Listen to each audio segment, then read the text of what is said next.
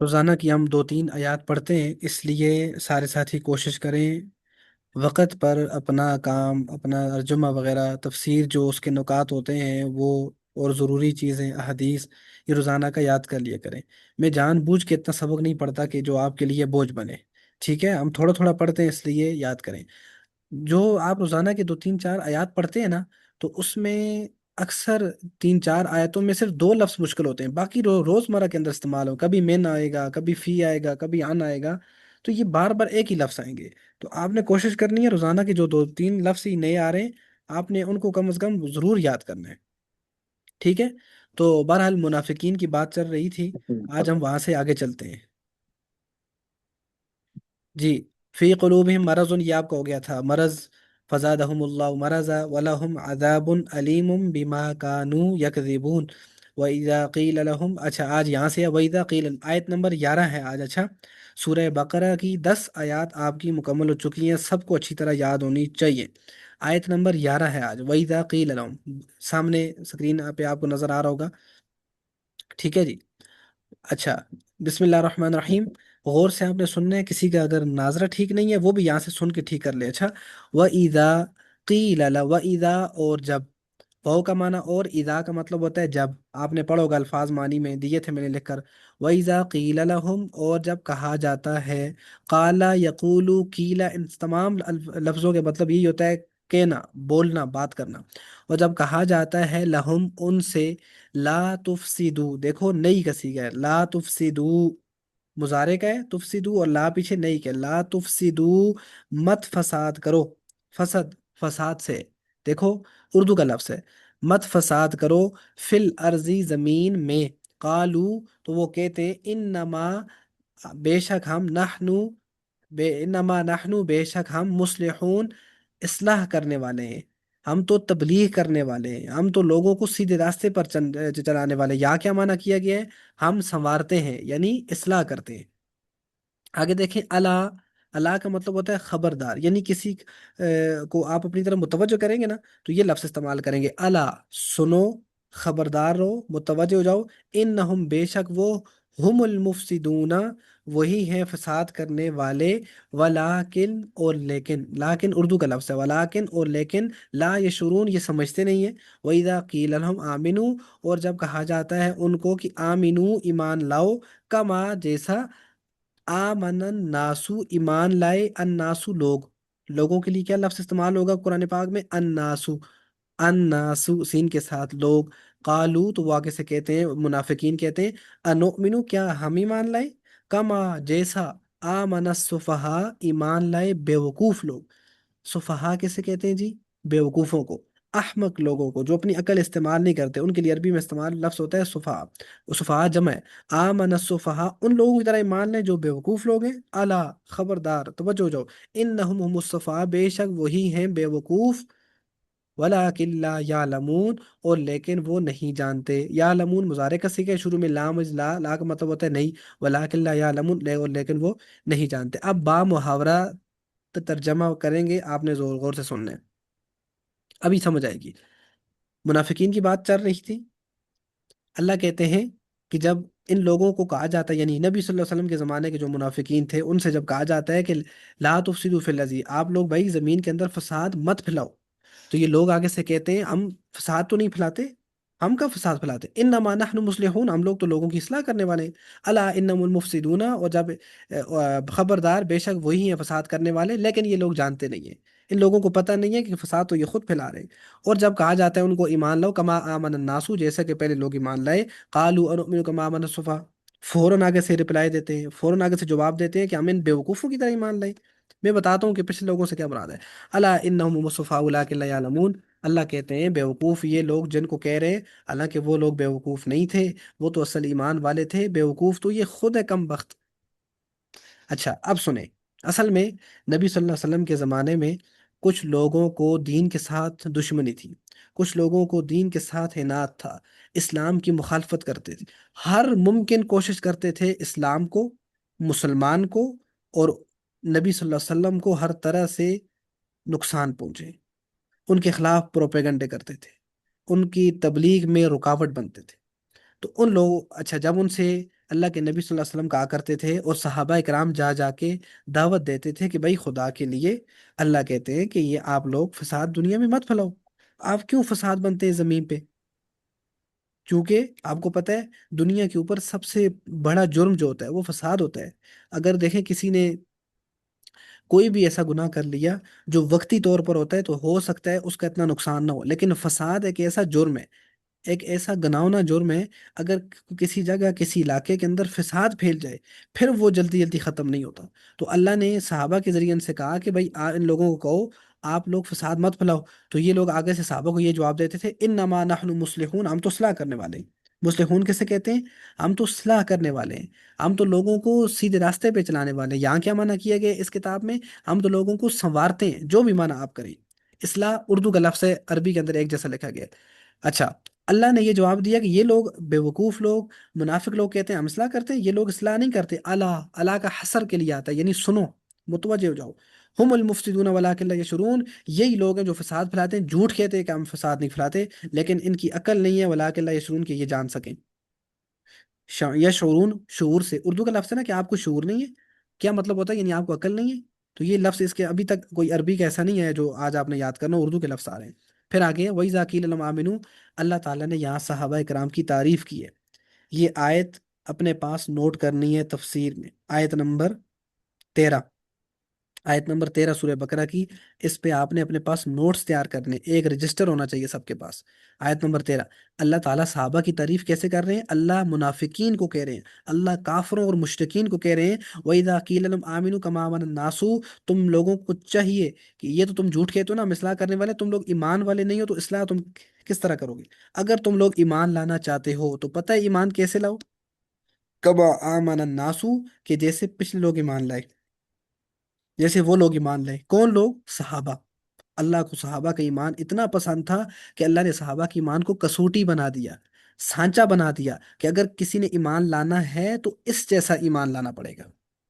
دیکھیں، آپ کے دو بیٹے، آپ اپنے ایک بیٹے کو کہتے ہیں کہ آپ بھی یہ ہوم ورک کر کے لاؤ، دوسرے کو کہتے ہیں بھی آپ بھی اسکول کا کام لکھ کر لاؤ، یہ کام کر کے آؤ۔ تو ایک بیٹے نے اپنے انداز سے کیا، دوسرے بیٹے نے اپنے انداز سے کیا۔ بڑے بیٹے کا آپ کو کام پسند آ گیا، آپ نے دیکھا، آپ نے کہا چھوٹے بیٹے کو اگر تم بھی میرے ہاں مقبول ہونا چاہتے ہو، اگر تم بھی میرے ہاں پاس ہونا چاہتے ہو، میرے ہاں کامیاب ہونا چاہتے ہو، تو تمہیں بھی اپنے بڑے بھائی کی طرح لکھ کر لانا پڑے گا۔ تو آپ نے بڑے بھائی کی لکھائی کو کسوٹی بنا دیا۔ اسی طرح اللہ کہتے ہیں کہ اگر منافقین ایمان لائیں گے تو صحابہ کے ایمان کی طرح ایمان لائیں گے، گویا کہ صحابہ کے ایمان کسوٹی بن گیا، سانچہ بن گیا۔ اگر کسی منافق کا، کسی بھی شخص کا، کسی مسلمان کا ایمان صحابہ کے ایمان کی طرح نہیں ہے، جیسے ان لوگوں نے ایمان لایا، اللہ کے نبی کی مدد کی، اللہ کو ایک مانا، اللہ کی توحید کو بیان کیا، دنیا کے اندر لوگوں کے پیچھے ایمان کے لیے پھرے، یہ کلمے کی محنت لے کے ایک ایک کے پاس گئے، اپنے گھر بار چھوڑے، اپنے کاروبار چھوڑے، اپنے بینک بیلنس، اپنی کھیتی باڑی چھوڑی، اپنی بیوی کو چھوڑا، اپنے بچوں کو چھوڑا، اپنی اولادوں کو چھوڑا، اور اپنے بنے بنائے گھر سب کچھ چھوڑ کے دین کی خاطر نکلے۔ اللہ کو یہ اسی وجہ سے ان کا ایمان پسند آیا کہ منافقین سے اللہ کہہ رہے ہیں کما آمن الناسو، کہ ان لوگوں کی طرح مان لو۔ اب یہاں آپ نے نوٹ کیا کرنا ہے؟ الناسو، الناسو جو ہے اس سے مراد صحابہ ہیں۔ الناسو سے کیا مراد ہے؟ صحابہ، یعنی صحابہ کی طرح ایمان لاؤ گے تو یہ ہوگا۔ اچھا، جب ان سے کہا گیا نا صحابہ کی طرح ایمان لاؤ، ان لوگوں نے عجیب بات کی، ان لوگوں نے بے ادبی کی، صحابہ کی گستاخی کی، اللہ والے لوگوں کی گستاخی کی۔ یہ لوگ کہنے لگے انؤمن کما آمن السفہاء، کیا ہم ایسے ہی ایمان لائیں جیسے ان بیوقوفوں نے ایمان لایا؟ سفہاء کا کیا مطلب ہے؟ بیوقوف، احمد لوگوں کی طرح بیوقام لائیں، ہم ان کی طرح ایمان لیں؟ ہم ان کی طرح ایمان نہیں لاتے۔ اللہ نے کہا، اب اللہ کو بھی غصہ آیا، دیکھو، الا انہم هم السفہاء ولکن لا یعلمون، یہ لوگ جنہیں بے وقوف کہتے ہیں وہ لوگ تو ایمان والے تھے، وہ بے وقوف نہیں تھے۔ اللہ کہتے ہیں یہ جو کہنے والا ہے، یہ خود بے وقوف ہے۔ کیا مطلب؟ دیکھو، صحابہ کا وکیل کون بنا ہے؟ اللہ خود۔ صحابہ کا وکیل اللہ خود بنا ہے۔ یہاں سے ہمیں یہ بات بھی سمجھ آتی ہے، اگر اللہ والوں کو تنگ کیا جائے، اللہ والوں کی بے ادبی اور گستاخی کی جائے، وہ اپنا معاملہ اللہ پر چھوڑ دیں، تو اللہ والے کی طرف سے وکیل خود اللہ بنے گا۔ دیکھیں، ان لوگوں نے، منافقین نے صحابہ کی بےادبی کی، صحابہ کو بیوقوف کہا، تو اللہ نے 2 مرتبہ کہا اللہ ہم الصفا. دیکھیں ایک ضمیری کافی تھی، یہاں کتنی ضمیریں آئی ہیں؟ دو. ہم ہم 2 ضمیریں اللہ لا کر گویا تاکید پیدا کرنا چاہتے ہیں، تاکید سے کہہ رہے ہیں کہ صحابہ بیوقوف نہیں ہیں، تم ہی بیوقوف ہو. اور یہاں حسر بھی ہے. اللہ، حمزہ زبر لام الف مد زبر لا. اللہ یہ جس جگہ آتا ہے یہ حسر کے لیے اللہ آتا ہے. انما یہ بھی حسر کے لیے آتا ہے. کیا مطلب؟ حسر کا مطلب ہوتا ہے جہاں لفظ آپ اردو کے اندر لفظ ہی استعمال ہوتا ہے. جس طرح آپ کہتے ہیں نا جی کہ کل یعنی مجھے یہی کھانا پسند ہے. یعنی اس کا آپ کو کیا مطلب؟ اس کا آپ کو یہ گویا یہ کہنا چاہ رہے ہیں اس کے علاوہ مجھے کھانا پسند نہیں ہے، مجھے یہی مشروب پسند ہے. جب ہی کا لفظ اردو کے اندر استعمال ہوتا ہے پتہ چلتا ہے کہ یہی چیز پسند ہے. اللہ کہتے ہیں یہی لوگ بیوقوف ہیں. یہ جو صحابہ کو بیوقوف ہے، اصل بیوقوف یہ لوگ ہیں. تو گویا صحابہ کا ایمان اللہ کو اتنا پسند تھا. یہاں تک آپ کی تفسیر کا سبق ہے. اس سبق کو آپ نے ضرور یاد کرنا ہے، ٹھیک ہے؟ دو دو تین تین آیات شروع میں دے رہا ہوں، آگے جا کے انشاءاللہ ہم زیادہ پڑھیں گے. تو آج کا جو ایک دو لفظ آپ کے لیے نئے آئے ہیں. ایک بیوقوف کے لیے کیا لفظ استعمال ہوتا ہے جی؟ صفحہ. اچھی طریقے سے یاد کرنی. مصلحون اصلاح کرنے والا، مفسدون فساد کرنے والا، یشورون عقر رکھنے والا. ٹھیک ہے جی؟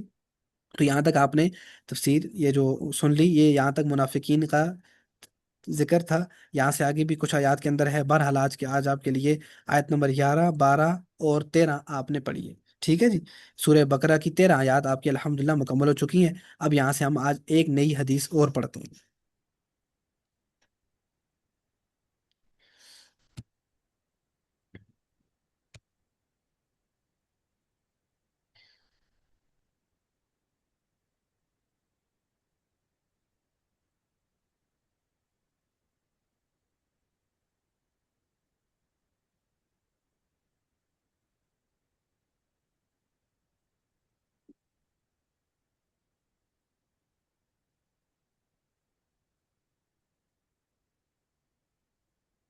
اسکرین پہ آپ کے سامنے حدیث کھل چکی ہے.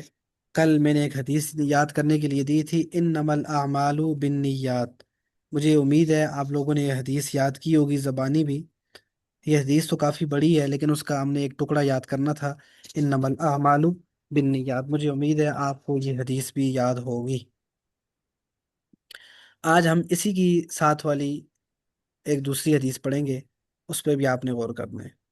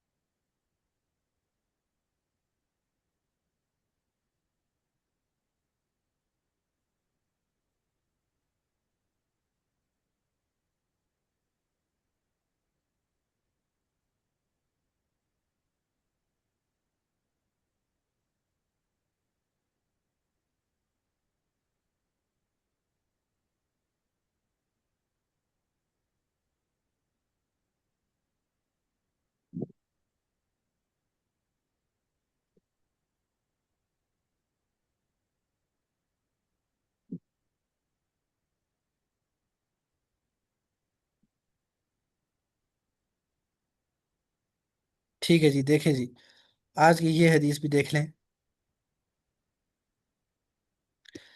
یہ یہ جہاں آپ کو تیر کا نشان نظر آ رہا ہے، پیچھے 2 لکھا ہوا ہے.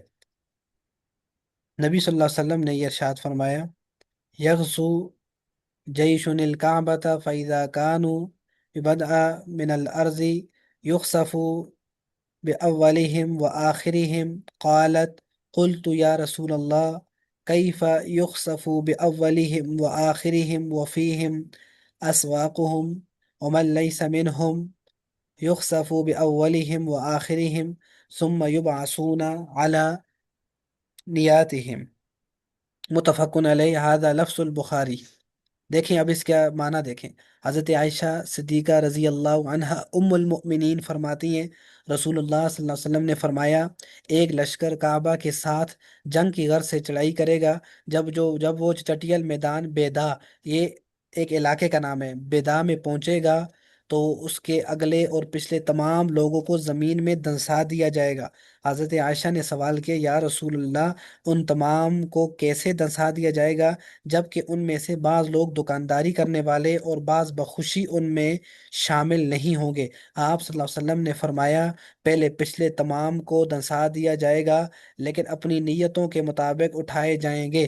اب یہاں تک حدیث تھی، یہ آپ نے بعد میں دوبارہ دیکھ لینی ہے، میں اب آپ کو اس کی وضاحت سمجھا دیتا ہوں۔ یہ حضرت عائشہ کی روایت ہے کہ وہ یہ فرماتی ہیں کہ آپ صلی اللہ علیہ وسلم نے یہ ارشاد فرمایا کہ قرب قیامت ایک قصہ یہ بھی ہوگا، یعنی کہ کچھ لوگ خانہ کعبہ پر حملے کی نیت سے جائیں گے، مدینہ منورہ پر حملے کی نیت سے جائیں گے، تو اللہ تعالیٰ ان علاقوں میں آتے ہی، جب ان کے بازاروں کے اندر، جب اس علاقے کی شروع کے اندر جب یہ لوگ داخل ہوں گے، اللہ تعالیٰ ان کو زمین کے اندر زندہ دنسا دے گا۔ اب یہ جو لفظ آیا ہے نا، حدیث کے اندر لفظ بیدا آیا ہے، یعنی یہ بیدا کون سا علاقہ ہے؟ بعض علماء کہتے ہیں یہ مدینہ میں ایک علاقہ ہے، بعض کہتے ہیں نہیں یہ مکہ میں علاقہ ہے، بعض کہتے ہیں ان دونوں کے درمیان ایک علاقہ ہے۔ بہرحال مکہ اور مدینہ کے ارد گرد ہی کوئی ایک علاقہ ایسا ہے جہاں ان لوگوں کو، اس بد نصیب اور بدبخت لوگوں کو زمین کے اندر دنسا دیا جائے گا۔ کس وجہ سے؟ کہ یہ لوگ خانہ کعبہ پر، بیت اللہ پر، اللہ کے گھر پر حملے کی نیت سے نکلیں گے۔ ٹھیک ہے جی؟ اب دیکھیں، اب یہ حضرت یہ نیت کے باب میں یہ حدیث کیوں لائی گئی ہے؟ یعنی ہمارا اصل جو مقصد یہ حدیث پڑھنے کا تھا، یہ والا باب یہ کس بارے میں تھا؟ نیتوں کے بارے میں۔ اب یہ حدیث بھی نیت کے ضمن میں کیوں آئی ہے؟ اس لیے کہ حضرت عائشہ رضی اللہ تعالیٰ عنہ نے جب نبی صلی اللہ علیہ وسلم سے یہ بات سنی نا کہ ان کو زمین کے اندر دسا دیا جائے گا، یہ مکہ کے ارد گرد ایک علاقے میں، تو فوراً سوال کیا، یا رسول اللہ، وہاں وہ لوگ بھی ہوں گے جو بازار کے اندر مسلمان ہوں گے، کلمہ پڑھنے والے ہوں گے، اور وہ لوگ اپنی کھیتی باڑی کے اندر، اپنے کام کاج کے اندر، اپنی دکانداری کے اندر مصروف ہوں گے۔ ان بیچاروں کی کیا غلطی ہے جب کافروں کو، ان ظالموں کو، ان غنڈوں ڈاکوؤں کو جب زمین کے اندر دسایا جائے گا تو ان شریف لوگوں کو بھی تو ساتھ زمین کے اندر زمین نکلے گی، ان مسلمانوں کو، ان کلمہ گو لوگوں کو بھی تو زمین نکلے گی۔ ان بیچاروں کی کیا غلطی ہے؟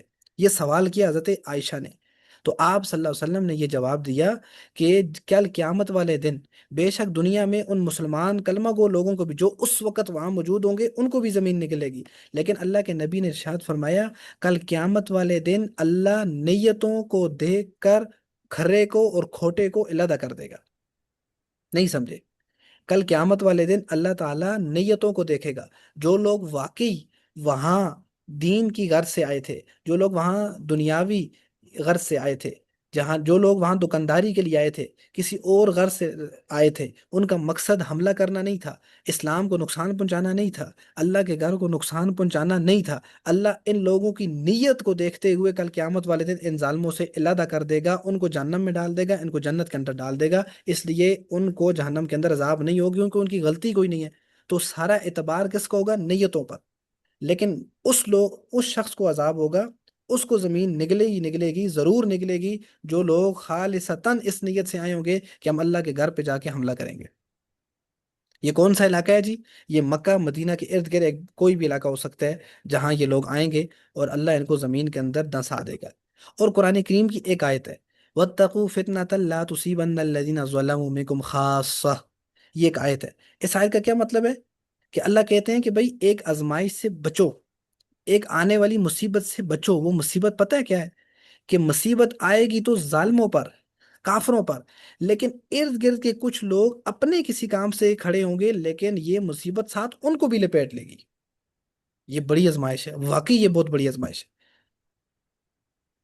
اللہ کہتے ہیں لیکن گھبرانے کی ضرورت نہیں ہے، ڈرنے کی ضرورت نہیں ہے، کل نیتوں کا سارا اعتبار اعمال نیتوں پر ہوگا، اللہ اس کی نیت دیکھتے ہوئے ان لوگوں کو علیحدہ کر دے گا جو کسی اور نیت سے وہاں کھڑے تھے۔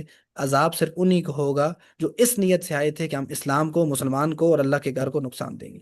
اس سے ہمیں ایک بات یہ سمجھ آتی ہے، اور ہمیں بخوبی یہ بات سمجھ آتی ہے کہ ہمیں نیک لوگوں کی صحبت میں رہنا چاہیے، ہمیں نیک لوگوں کی صحبت میں رہنا چاہیے، برے لوگوں کی صحبت سے ہمیں بچنا چاہیے۔ اس لیے جب اللہ کی طرف سے عذاب آتا ہے پھر وہ بتا کر نہیں آتا کہ میں آؤں یا نہ آؤں، میں آ جاؤں یا میں کل آؤں۔ اس لیے خود کو بھی، اپنی اولادوں کو بھی، اپنے بچوں اور اپنی بچیوں کو بھی، اور اپنے آپ کو بھی ایسی جگہ سے بچائیں جہاں آپ کا تصور، آج آپ کا ضمیر کہہ رہا ہے کہ یہاں اللہ کی نحوست اتر رہی ہے، یہاں کسی بھی وقت اللہ کا عذاب آ سکتا ہے، ایسے جگہوں سے بچیں۔ خاص کر کوئی ایسا پارک ہے جہاں آپ سمجھتے ہیں یہاں 100% فحاشی اور بے حیائی ہوتی ہے، مت جائیں وہاں، یہ نہ ہو اللہ کا عذاب آئے اور آپ کسی اور نیت سے گئے ہوں، آپ دعوت دینے گئے ہوں، آپ کسی اور نیت سے گئے ہوں، اللہ کا عذاب آپ کو بھی وہاں سے لپیٹ لے۔ تو ایسی جگہ سے ہی بچیں جو نحوست کا گڑھا ہو، جو بے برکتی کا گڑھا ہو۔ تو یہ بہت بڑی اللہ کی طرف سے ایک ہمیں نشانی، ایک وارننگ یہ دی گئی، یہ حدیث اور قرآن کی آیت سنا کے، کہ ہمیں ایسی جگہوں سے جانے سے پرہیز کرنا چاہیے۔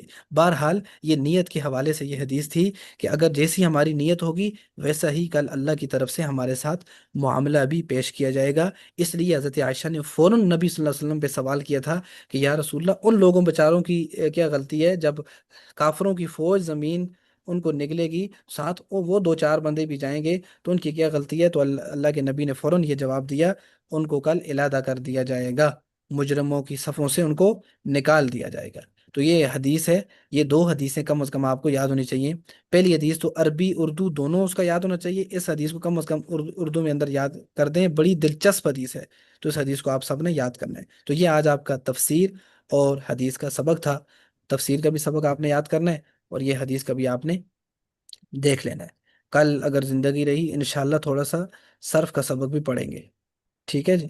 باقی ریکارڈنگ وغیرہ آپ کو گروپ کے اندر بعد میں کلاس کی بھیج دی جائے گی۔ ابھی آج یہ دو حدیث اور تفسیر کے متعلق کسی ساتھی کا کوئی سوال ہے تو ابھی پوچھ سکتا ہے۔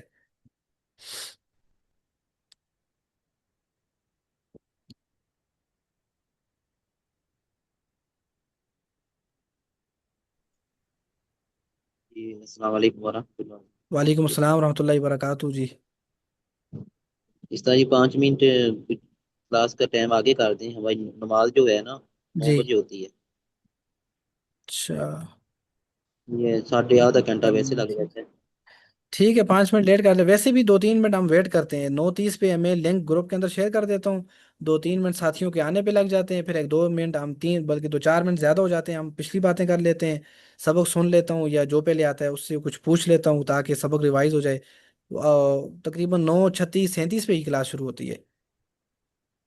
جی جی تو شروع میں سبق آپ کو میں اس لیے تھوڑا دے رہا ہوں نا، تفسیر کا 2-2 3 3 آیات، تاکہ آپ کے لیے پڑھنا آسان، چونکہ ابھی آپ نئے نئے ہیں، ایک تو ہوتے ہیں مدارس کے جو طلباء ہوتے ہیں ان کو تو ہم زیادہ سبق دیتے ہیں، اس لیے کہ وہ پہلے سے ان کی فیلڈ یہی ہے، ان کا سلسلہ یہی ہوتا ہے، تو ان کے لیے پڑھنا، یاد کرنا، سنانا آسان ہوتا ہے۔ تو میں یہ آپ پہ بوجھ بالکل بھی نہیں بنانا چاہتا، تاکہ یہ نہ ہو کہ آگے دوڑ پیچھے چھوڑ والا کام نہ ہو، کہ آپ اگلا سبق یاد ہی نہیں ہے اور پچھلا سبق یاد نہیں ہے، آپ آگے کی سوچ رہے ہیں کہ ہمیں ہمارا قرآن پاک کب مکمل ہوگا، ہمارا سپارہ کب مکمل ہوگا، تو فائدہ نہیں ہوگا اس طرح۔ تو اس لیے مختصر پڑھا رہا ہوں کہ جو آیات کے اندر جو الفاظ مشکل ہوں، ایک آپ ان کے معنی یاد کر لیں، اور جو نکات میں دوں وہ بھی آپ یاد کر لیں، باقی سبق انشاءاللہ گروپ کے اندر شیئر کر دیا جائے گا۔ السلام علیکم ورحمۃ اللہ وبرکاتہ۔ ٹھیک ہے، مہربانی۔